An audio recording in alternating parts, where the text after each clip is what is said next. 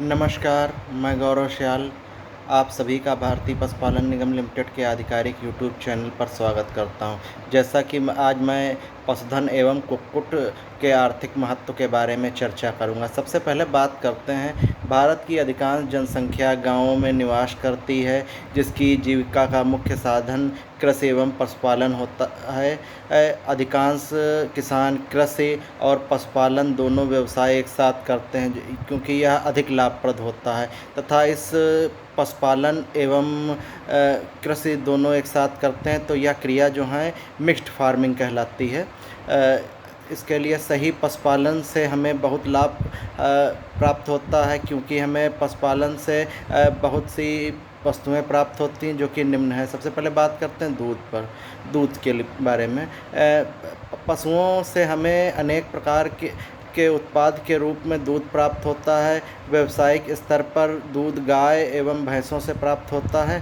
दूध एक आदर्श भोजन माना गया है, क्योंकि इसकी संपूर्ण पोषण क्षमता, इसमें पाए जाने वाले उच्च गुणवत्ता के प्रोटीन, लैक्टोज, वसा, विटामिन्स व खनिज लवणों के कारण उच्चतम मानी जाती है। इसके साथ ही यह आसानी से पचने वाला व रुचिकर खाद्य पदार्थ है, जो सभी वर्ग के व्यक्तियों के लिए बहुत उपयोगी है।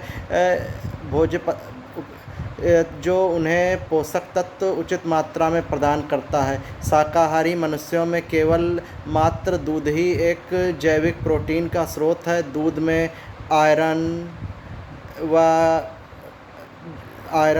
व विटामिन सी अनुपस्थित होता है तथा वह बहुत ही नगण्य के मात्रा में होता है।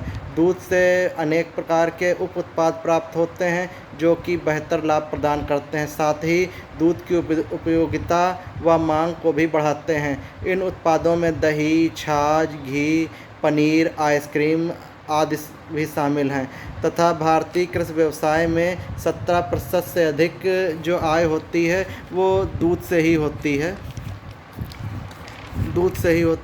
अब बात करते हैं मांस की। मांस, पशुओं से हमें अनेक प्रकार के उत्पाद मांस भी प्राप्त होता है, जो आदर्श खाद्य पदार्थ की श्रेणी में रखा गया है।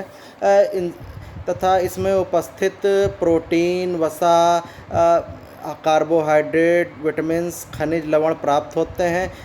इनकी पोषण क्षमता भी उच्च स्तर की होती है। मांस मुख्यतः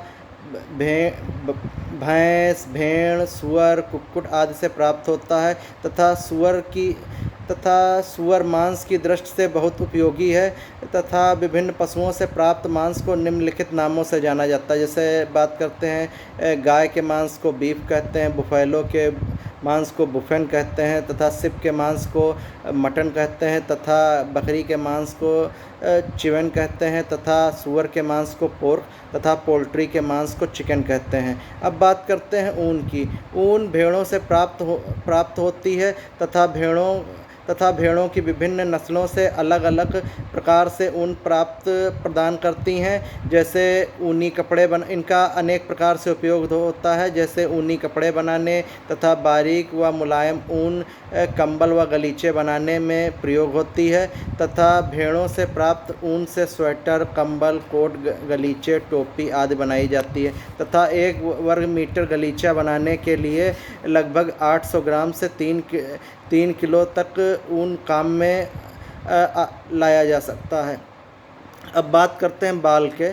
बाल मुख्यतः ऊँट, बकरी, सूअर आदि से प्राप्त होते हैं। ऊँट से प्राप्त होने वाले बालों से कंबल, दरी आदि बनाते हैं। अंगोरा नस्ल की बकरी से मोहेर तथा कश्मीरी नस्ल की बकरी से पश्मीना नामक मुलायम बाल प्राप्त होते हैं, जिनसे स्वेटर, शाल, ऊनी वस्त्र आदि बनाए जाते हैं तथा बालों से मोटे कंबल, रस्सियाँ, अनाज भरने वाली बोरियाँ तथा सूअर व ऊँट से प्राप्त होने वाले बालों से विभिन्न प्रकार के ब्रश बनाए जाते हैं, जो पॉलिश तथा ग्रूमिंग के काम आते हैं। अब बात करते हैं त्वचा व चमड़ा।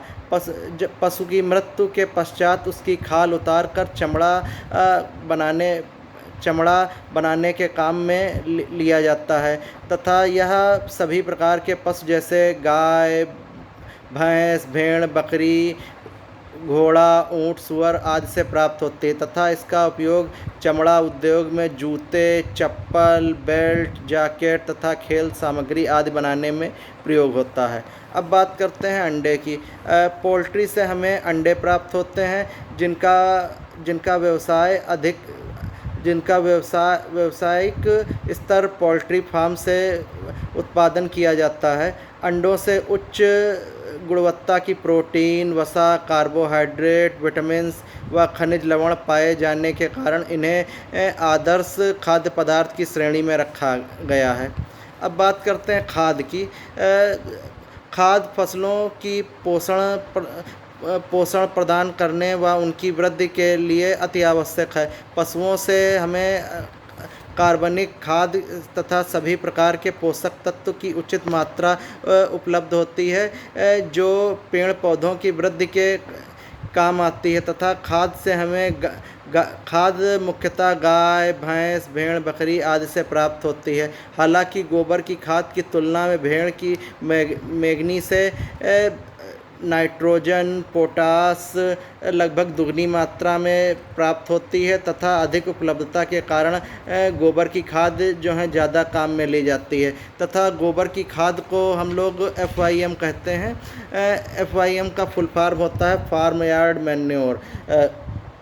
इसकी गेहूं तथा धान के खेतों में लगभग 100 किलोग्राम पर हेक्टेयर जो है आवश्यकता होती है तथा कृषि उत्पाद व सब्जियों तथा आदि महंगे इससे प्राप्त कृषि उत्पाद तथा सब्जी आदि महंगे दामों पर बिकती है तथा गोबर की खाद का सही उपयोग रासायनिक खाद की ज़रूरत अगर गोबर की खाद का सही प्रयोग किया जाए तो रासायनिक खाद की ज़रूरत नहीं पड़ती है तथा इसके अलावा रासायनिक खाद से ज़मीन भी खराब हो जाती है, ज़मीन की उर्वरा शक्ति भी कम हो जाती है तथा इस गोबर की खाद का प्रयोग करने से ज़मीन की उर्वरा शक्ति बनी रहती है तथा इसमें केमिकल कंपोजिशन कम होने के कारण तथा इससे जो उत्पाद प्राप्त होता है वो कम हार्मफुल रहता है तथा गोबर गैस संयंत्र से अनेक गुणों वाली खाद प्राप्त होती है तथा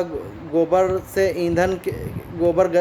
ईंधन का भी काम किया जा सकता है, जैसे कि गोबर गैस संयंत्र आप लगा दें तथा इसके अलावा गाय से उत्सर्जित पदार्थ, गौमूत्र इत्यादि जो हैं औषधि के रूप में भी प्रयोग होता है। बात करते हैं सींग, खुर व हड्डियों का क्या उपयोग होता है तथा पशुओं से जो प्राप्त सींग होते हैं तथा इनका प्रयोग सजावटी सामान, कंघे इत्यादि बनाने में प्रयोग होता है तथा मृत पशुओं से प्राप्त हड्डियों का जो है सजावटी सामान इत्यादि बनाने में प्रयोग होता है। अब बात करते हैं भारवाहक पशुओं के बारे में।